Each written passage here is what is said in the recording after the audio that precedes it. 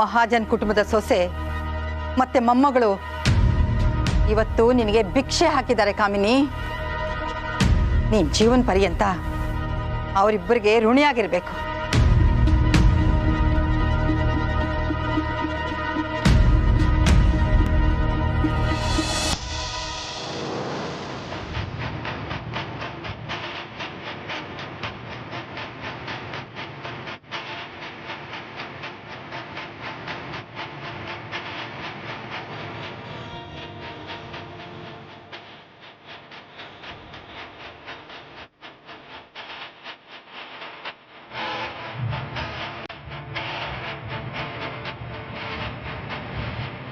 ಅಜ್ಜಿ,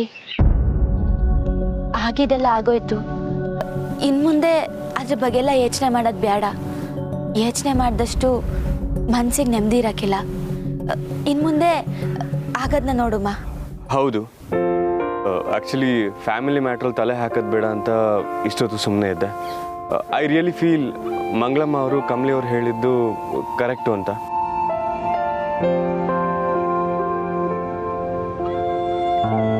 ಇಲ್ಲ ರಿಷಿ, ಅವ್ರು ಹೇಳಿದ್ ಸರಿ, ಆದ್ರೆ ನೀನ್ ಹೇಳಿದ್ ಸರಿಯಲ್ಲ.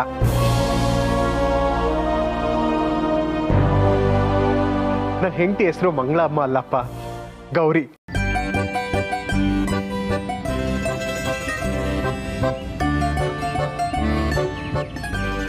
ಹಾಗಾದ್ರೆ ಇನ್ಮೇಲೆ ಗೌರಮ್ಮ ಅಂತ ಕರಿತೀನಿ. ಗೌರಿ, ಒಳಗ್ ಬಾಮ್ಮ. ಚಂದ್ರು, ಪಾಪ.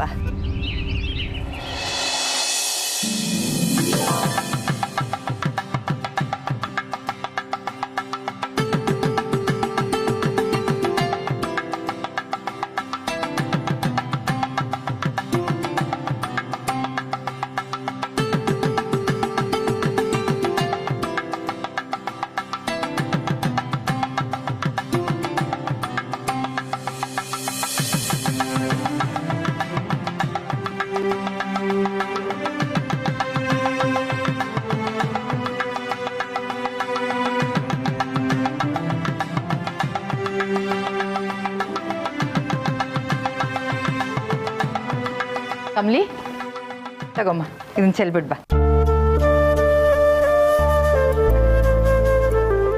ಗೌರಿ, ಸೇರೊದ್ದು ಬಲಗಾಲಿಟ್ಟು ಒಳಗಡೆ ಬಾಮ್ಮ.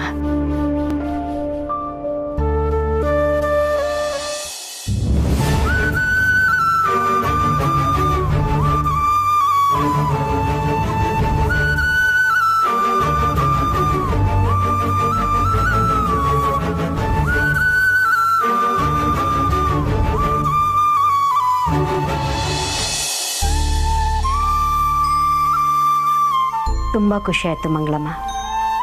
ಇಷ್ಟು ದಿನ ನೀವು ಯಾಕೆ ಎಲ್ಲರಿಂದ ದೂರ ಇದ್ರಿ ಅಂತ ಈಗ ಅರ್ಥ ಆಗ್ತಾ ಇದೆ. ಇನ್ಮೇಲೆ ನೀವು ಆರಾಮಾಗಿರೋ ಸಮಯ ಬಂದಾಯಿತು. ಖುಷಿಯಾಗಿರಿ. ಸರಿ ತಾರಮ್ಮವ್ರೆ, ನಂಗೆ ಸ್ವಲ್ಪ ಕೆಲಸ ಇದೆ, ಬಿಡುವು ಮಾಡ್ಕೊಂಡು ಬರ್ತೀನಿ. ಅನ್ನಪೂರ್ಣಮ್ಮ ಅವ್ರಿಗೂ ಹೇಳಿಬಿಡಿ, ಬರ್ತೀನಿ. ಸರಿ. ಅವ್ವ, ನಾನು ಅವ್ರ ಕಾರ್ ತನಕ ಹೋಗ್ಬರ್ತೀನಿ.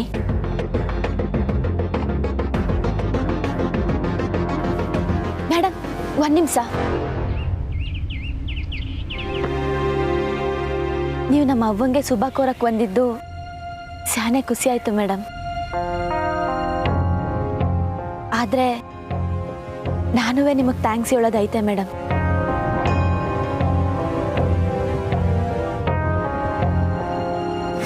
ನಾಲ್ಕು ಜನ ಸ್ವಂತದವ್ರಿಲ್ಲ ಅಂದ್ರೂ ಓಕೆ, ಆದರೆ ನಿನಗೆ ನಿನ್ನ ತಂದೆ ಯಾರು ಅಂತಾನೆ ಗೊತ್ತಿಲ್ಲ. ನಾನು ಯಾಕೆ ಥ್ಯಾಂಕ್ಸ್ ಹೇಳ್ತೀನಿ ಅಂತ ನಿಮ್ಗೆ ಈಗಾಗಲೇ ಗೊತ್ತಾಗಿರ್ಬೇಕು ಮೇಡಮ್. ನಿಮ್ಮ ಉಪಕಾರನ ನಾನು ಯಾವತ್ತೂ ಮರೆಯೋಕ್ಕಿಲ್ಲ. ಹೌದು ಮೇಡಮ್, ನೀವು ಅವತ್ತು ನನ್ನ ನಿನ್ನ ಅಪ್ಪಯ್ಯ ಯಾರು ಅಂತ ಕೇಳಿ ಅವಮಾನ ಮಾಡಿರ್ಲಿಲ್ಲ ಅಂದಿದ್ರೆ ಇವತ್ತು ನನ್ನ ಅವ್ವ ಮತ್ತೆ ಅಪ್ಪಯ್ಯ ಒಂದಾಯ್ತಾನೆ ಇರಲಿಲ್ಲ. ನೀವವತ್ತು ಪ್ರಶ್ನೆ ಮಾಡಿದ್ರಿಂದ ನಾನು ಹುಡ್ಕಕ್ಕೆ ಬಿದ್ದೆ. ನನಗೆ ನನ್ನ ಅಪ್ಪಯ್ಯ ಸಿಕ್ಕಿದ್ರು. ಸ್ಯಾನೆ ಥ್ಯಾಂಕ್ಸ್ ಮೇಡಮ್. ಬೈದ್ಯೋಳೋನು ಬದುಕಕ್ಕೆ ಹೇಳ್ದ ಅಂತ ನಮ್ಮೂರ ಕಡೆ ಹೇಳ್ತಾರೆ. ನೀವು ಅದನ್ನ ನನ್ಗೆ ಹೇಳ್ಕೊಟ್ಬಿಟ್ರಿ. ನಾವು ಮೂರು ಒಂದಾಗಕ್ಕೆ ನೀವೇ ಕಾರಣ ಮೇಡಮ್. ಸ್ಯಾನೆ ಥ್ಯಾಂಕ್ಸ್. ನಾನಿನ್ ಬರ್ತೀನಿ.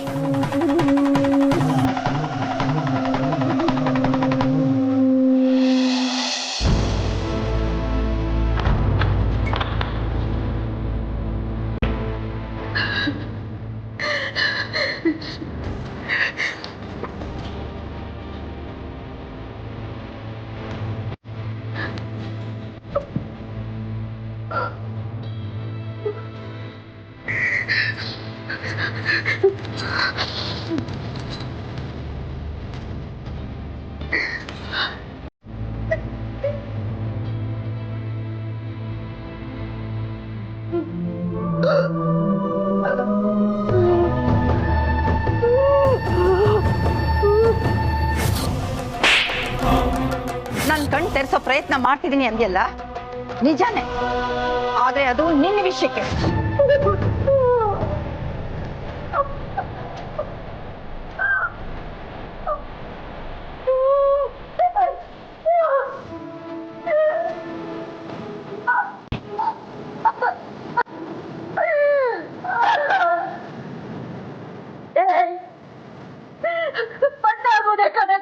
ನೀನು ಎಲ್ಲರ ಕಂಡು ಬದುಕಿರೋ ಮೊದಲೇ ಬಣ್ಣ ಆಗೋದೆ. ನೀನು ಬಣ್ಣ ಆಗೋದೆ.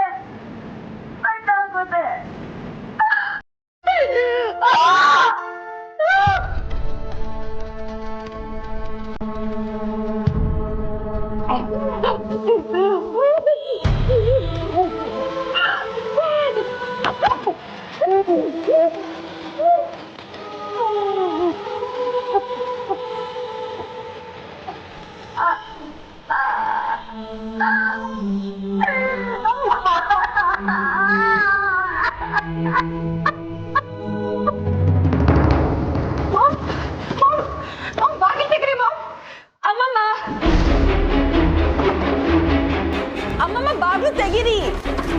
ಮಾಮ್ ಪ್ಲೀಸ್ ಮಾಮ್, ಬಾಗಿಲು ತೆಗೀರಿ. ಮಾಮ್ ಪ್ಲೀಸ್ ಮಾಮ್, ನೀವೇನು ಈಸಿ ಡಿಸಿಷನ್ಸ್ ತಗೋಬೇಡಿ. ಹೊರಗೆ ಬನ್ನಿ ಮಾಮ್. ಅಮ್ಮಮ್ಮ please open the door.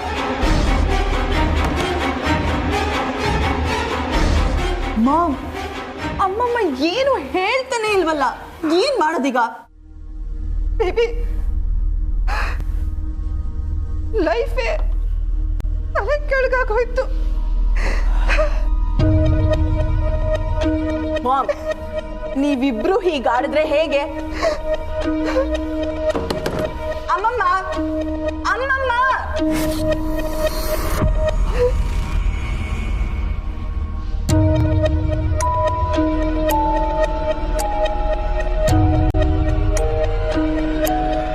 Ma'am, ನಂಗೆ ಯಾಕೋ ಅಮ್ಮಮ್ಮ ಏನು ದೊಡ್ಡದಾಗಿ ಪ್ಲಾನ್ ಮಾಡ್ತಿದ್ದಾರೆ ಅನ್ಸುತ್ತೆ.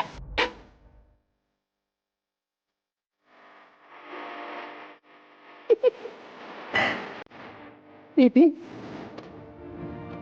ನಿನ್ಗಿನ್ನೂ ನಂಬಿಕೆ ಇದೆ ಅನ್ನೋದನ್ನ ನೆನ್ಸ್ಕೊಂಡ್ರೆ ನಗಬೇಕು, ಅಳಬೇಕು, ಒಂದು ಗೊತ್ತಾಗ್ತಿಲ್ಲ. Mom, don't lose hope. ಅಮ್ಮಮ್ಮ ಇಷ್ಟು ದಿನ ಯಾರಿಗೂ ಸಿಕ್ಕಾಕೋಬಾರ್ದು ಅನ್ನೋ ಭಯದಲ್ಲೇ ಪ್ಲಾನ್ ಮಾಡ್ತಿದ್ರು. ನಾವು ಎಲ್ಲಾನು ಎಲ್ರಿಗೂ ಗೊತ್ತಾಗೋಯ್ತು. ಅಮ್ಮಮ್ಮಂಗೆ ಇನ್ಯಾವ ಭಯನೂ ಇಲ್ಲ ಮಾಮ್. ನೋಡ್ತೀರಿ ಮಾಮ್, ಅವ್ರು ಮುಂದೆ ಪ್ಲಾನ್ ಮಾಡೋದೆಲ್ಲ ಮೊದಲಿಗಿಂತನೂ ಸ್ಟ್ರಾಂಗ್ ಆಗಿ ಡೇಂಜರಸ್ ಆಗಿರುತ್ತೆ.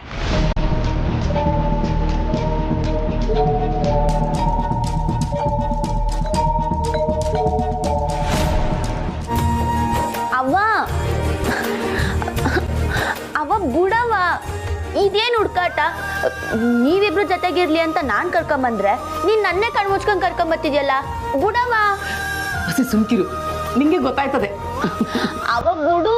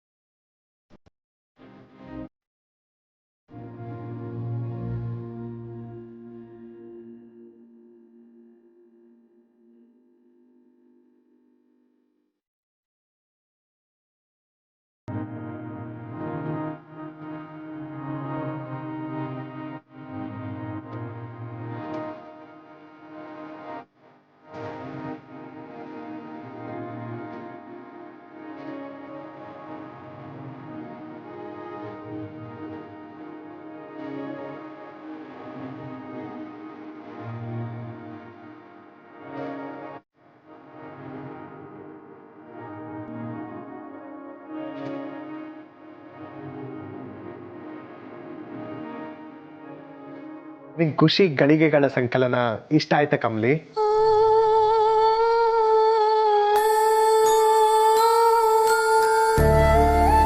ಕಮಲಿ ಅಲ್ಲಿ ನೋಡು.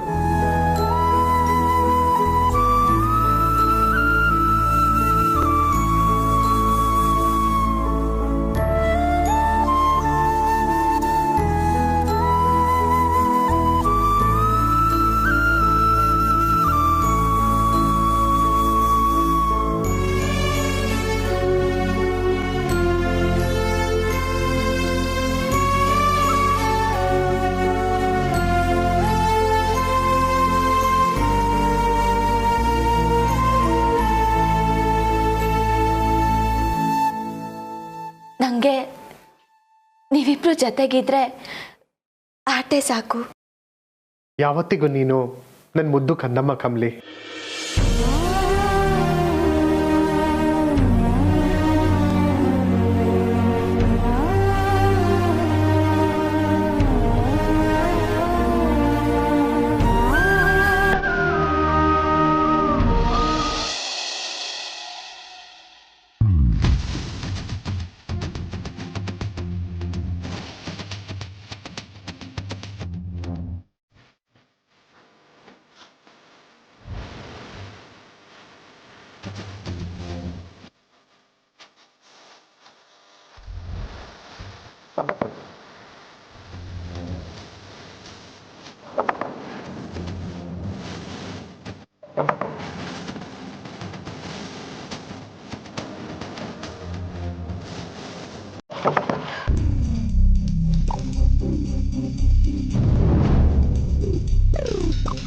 ಅಪ್ಪ,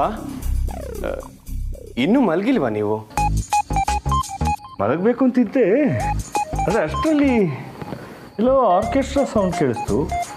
ಹುಡ್ಕೊಂಡು ಬಂದೆ, ನೋಡಿದ್ರೆ ನಿನ್ನ ನನ್ನ ರೂಮಾ? ಹೂನಪ್ಪ, ಕಿವಿಯೆಲ್ಲ ಜುಮ್ ಅಂತಿತ್ತು, ಅದಕ್ಕೆ ಬಂದೆ. ಹಾ ಪಾಪ, ನನಗೂ ಲೈಟಾಗಿ ಕೇಳಿಸ್ತು. ಐ ಥಿಂಕ್ ರಚನಾ ರೂಮಿಂದ ಬಂದಿರ್ಬೇಕನ್ಸುತ್ತೆ. ರಚನಾ ರೂಮ ಎಲ್ಲಿ? ನನ್ನ ಮುಖ ನೋಡ್ಕೊಂಡು ಹೇಳಿ ನೋಡೋಣ.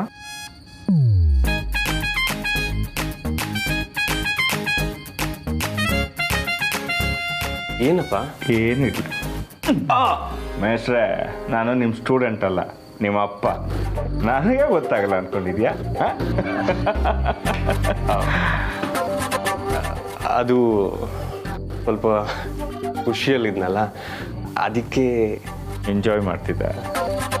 ಅಲ್ಲೂ ಈ ಸ್ವಲ್ಪ ಖುಷಿಗೆ ಹೀಗಾದರೆ ನಾಳೆ ಮಧ್ಯಾಹ್ನ ಫಿಕ್ಸ್ ಆಗಿಬಿಟ್ರೆ ಹೇಗೆ? ಆಗ್ಬಿಟ್ರೆ ಏನು, ಆಗೋದೇನೆ. ಆಗೋದೇನೆ, ಹೌದು. ಇನ್ನೇನಪ್ಪ, ಹುಡುಗಿ ಮನೆ ಕಡೆಯಿಂದ ಅಂತೂ ನಿನಗೇನು ತೊಂದರೆ ಇಲ್ವಲ್ಲ? ಹುಡುಗಿ ಮನೆಗಿಂತ ಮುಖ್ಯವಾಗಿ ನಮ್ಮನೇಲೇನು ತೊಂದರೆ ಇಲ್ವಲ್ಲ? ಸರಿಯಾಗಿ ಹೇಳಿದೆ. ಆದರೂ ರಾತ್ರಿ ಎಲ್ಲ ಹೀಗೆಲ್ಲ ಮ್ಯೂಸಿಕ್ ಹಾಕ್ಕೊಂಡು ಡ್ಯಾನ್ಸ್ ಮಾಡೋದು ಬೇರೆಯವ್ರಿಗೆ ಶಿವರಾತ್ರಿ ಆಗ್ಬಿಡುತ್ತಪ್ಪ. ನೀನೊಬ್ಬ ಲೆಕ್ಚರರು, ಮರ್ತ್ಬಿಟ್ಯಾ? ಹುಷಾರು.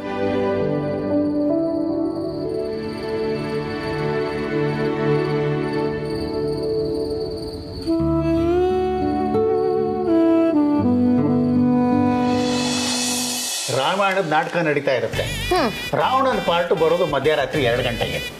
ಇವನಿಗೇನೋ ಅಭ್ಯಾಸ ಅಂದರೆ ಊಟ ಮಾಡಿಬಿಟ್ಟು ಒಂದು ಕಡೆ ಎಲ್ಲರೂ ಮಲ್ಕೊಂಡ್ಬಿಟ್ಟು ಕರೆಕ್ಟಾಗಿ 2 ಗಂಟೆಗೆ ಅಲಾರ್ಮ್ ಹೊಡೆದಂಗೆ ಎದ್ದು ಬಂದ್ಬಿಟ್ಟು ಸ್ಟೇಜ್ ಮೇಲೆ ಎಲ್ಲ ಓಹೋ ಕಪಿ ಅಂತ ಬಂದು ನಿಂತ್ಕೊಳ್ಳೋದು ಅವನ ಅಭ್ಯಾಸ. ಅವತ್ತು ಹಾಗೆ ಊಟ ಮಾಡ್ದ, ಮಲ್ಕೊಳ್ಳೋಕೆ ಜಾಗ ಸಿಕ್ಕಲಿಲ್ಲ. ನೋಡ್ದ ಒಂದು ಎತ್ತಿನ ಗಾಡಿ ನಿಂತಿತ್ತು, ಹೋದ ಗಾಡಿನ ಮಲ್ಕೊಂಡ್ಬಿಟ್ಟ. ಗಾಡಿ ಅವನಿಗೆ ಇದ್ದಕ್ಕಿದ್ದಂಗೆ ಬೇಜಾರಾಯಿತು. 11 ಗಂಟೆಗೆ ಹೊರಟ್ಬಿಟ್ಟ ಹಳ್ಳಿ ಕಡೆ. ಒಳ್ಳೆ ಕಾಡಲ್ಲಿ ಹೋಗ್ತಾ ಇದ್ದಾನೆ. ರಾತ್ರಿ 2 ಗಂಟೆಗೆ ಕರೆಕ್ಟಾಗಿ ಇವನು ಎಲ್ಲವೆಲ್ಲ ಹೋಗಿ ಕಪಿ ಅಂತ ನಿಂತ್ಕೊಂಡ್ಬಿಟ್ಟಂತೆ. ಅವನ ಗತಿ ಏನಾಗಿರ್ಬೇಕು ಹೇಳು?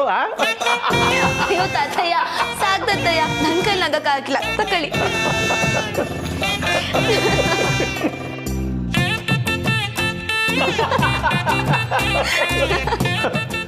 ಅನ್ಬೇಡ ಬಾಬಾ, ನಿನ್ ಮೊಮ್ಮಗಳಿಗೆ ನಮ್ಮ ಕಾಲದ ಜೋಕ್ ಹೇಳ್ತಾ ಇದ್ದೆ.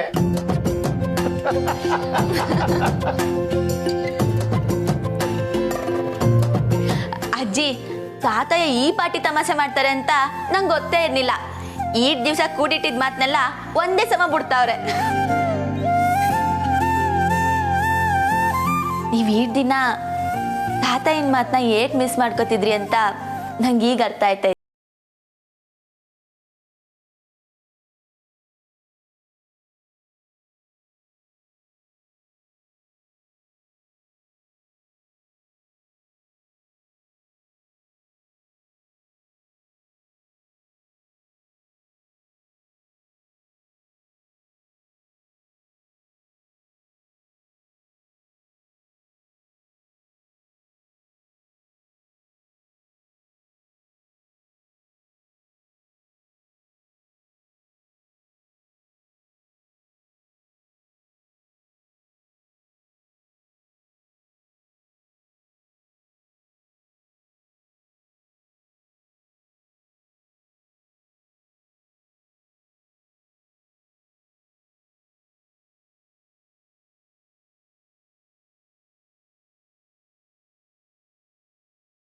ಹೊರಗೆ ಬರ್ತಾ ಇದೆ ಅಷ್ಟೇ.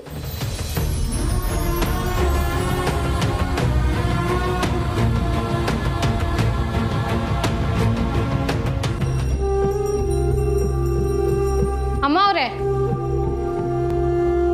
ನೀವಿಲ್ಲಿ ಹೋಗೋ ಆಗಿಲ್ಲ. ಏಯ್, ಸೈಡ್ಗೆ ಹೋಗೆ. ಇಲ್ಲ ಅಮ್ಮ ಅವರೇ, ಕ್ಷಮಿಸಿ, ನೀವಿಲ್ಲಿ ಹೋಗಬಾರ್ದು ಅಂತ ಹೇಳಿದ್ದಾರೆ.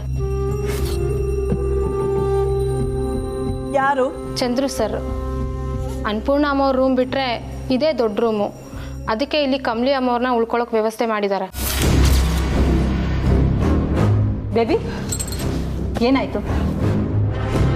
ಮಾಮ್, ನನ್ನ ರೂಮ್ಗೆ ನಾನೇ ಹೋಗ್ಬಾರ್ದಂತೆ. What is this mom? ಏ ಶಾಂತ, ಅವರೇನೋ ಹೇಳಿದ್ರು ಅಂತ ನೀನು ಅಡ್ಡ ಬರಬೇಡ.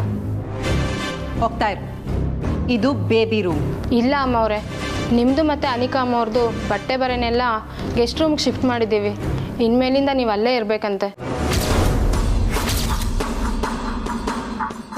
ಯಾರನ್ನ ಕೇಳಿ ಹೀಗೆ ಮಾಡ್ತಿದ್ದಾರೆ? ಮೊದಲನೇ ದಿನಕ್ಕೆ ಹೀಗೆ, ಇನ್ನು ಮುಂದೆ ನಮ್ಮನ್ನೆಲ್ಲ ಬೀದಿಗೆ ತರ್ತಾರೋ ಏನೋ. ಚಂದ್ರಕಾಂತ್ ಸರ್ ಹತ್ರನೇ ಮಾತಾಡಿ ಅಮ್ಮವ್ರೆ, ನಿಮ್ಮನ್ನ ಯಾವುದೇ ರೂಮ್ಗೂ ಬಿಡಬಾರ್ದು ಅಂತ ಹೇಳಿದ್ದಾರೆ.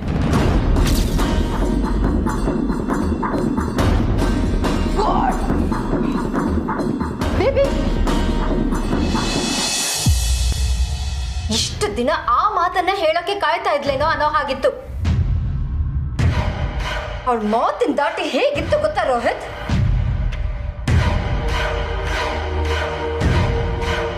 ಮೊದ್ಲಿಂದಾನು ಸ್ವಲ್ಪ ಸ್ವಲ್ಪನೇ ದ್ವೇಷ ಕೂಡಿಡ್ತಾ ಬಂದ್ರೇನೆ ಇಂಥ ಆರೋಗ್ಯನ್ಸಿ ಬರೋಕ್ ಸಾಧ್ಯ. ನೀವವತ್ತು ಪ್ರಶ್ನೆ ಮಾಡಿದ್ರಿಂದ ನಾನು ಹುಡ್ಕಕ್ ಬಿದ್ದೆ. ನನಗೆ ನನ್ನ ಅಪ್ಪಯ್ಯ ಸಿಕ್ಕಿದ್ರು. ಸ್ಯಾನೆ ಥ್ಯಾಂಕ್ಸ್ ಮೇಡಮ್. ನನಗೆ ಚುಚ್ಚಿ ಮಾತಾಡಬೇಕು ಅಂತಾನೆ ಹಾಗಂದ್ಲು. ಜಸ್ಟ್ ಒಂದ್ ದಿನದಲ್ಲಿ ಅವಳ ಸ್ಟೇಟಸ್ ಹೆಚ್ಚಾಯ್ತು ಅಂದ್ರೆ ಕ್ಯಾರೆಕ್ಟರ್ ಬದಲಾಗೋಗುತ್ತಾ? ಹಳ್ಳಿ ಕಮಾರಿನ ಎಲ್ಲಿ ಕೂಡ್ಸಿದ್ರು ಅಷ್ಟೇನೆ. ಮಂಗಳಮ್ಮನ ಮುಖ ನೋಡ್ಕೊಂಡು ಸುಮ್ಮನಿದ್ದೆ. ಅಮ್ಮ ಬಿಟ್ಬಿಡಮ್ಮ, ಚಿಕ್ಕ ವಿಷಯಕ್ಕೆ ಸುಮ್ಮನೆ ನೀನು ಯಾಕೆ ತಲೆ ಕೆಡ್ಸ್ಕೋತೀಯ? ಇದು ಚಿಕ್ಕ ವಿಷಯ ಅಲ್ಲ ರೋಹಿತ್. ಅವಳಿಗೆ ಬಂದಿರೋ ಅಹಂಕಾರ ಅಂತಿಂತದಲ್ಲ. ಸಾಲದಕ್ಕೆ ನಮ್ ರಿಷಿ ಬೇರೆ ಅವಳನ್ನ ಇಷ್ಟಪಡ್ತಾ ಇದ್ದಾನೆ. ಅವಳ ಬಗ್ಗೆ ಒಂಚೂರು ತಪ್ಪಾಗಿ ಮಾತಾಡಿದ್ರು ಇವನು ಅಪ್ಸೆಟ್ ಆಗ್ಬಿಡ್ತಾನೆ. ನನ್ನ ಎದುರಿಗೆ ದುರಹಂಕಾರ ತೋರಿಸೋ ಅವಳನ್ನ ನಾನು ಸುಮ್ಮನೆ ಬಿಡಲ್ಲ.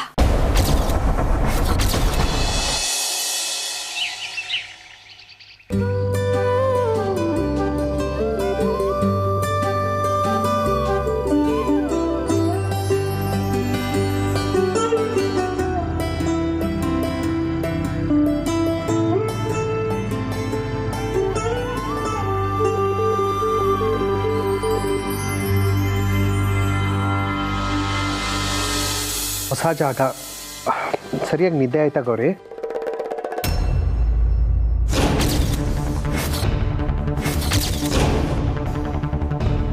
ಎಲ್ಲೋದ್ಲು?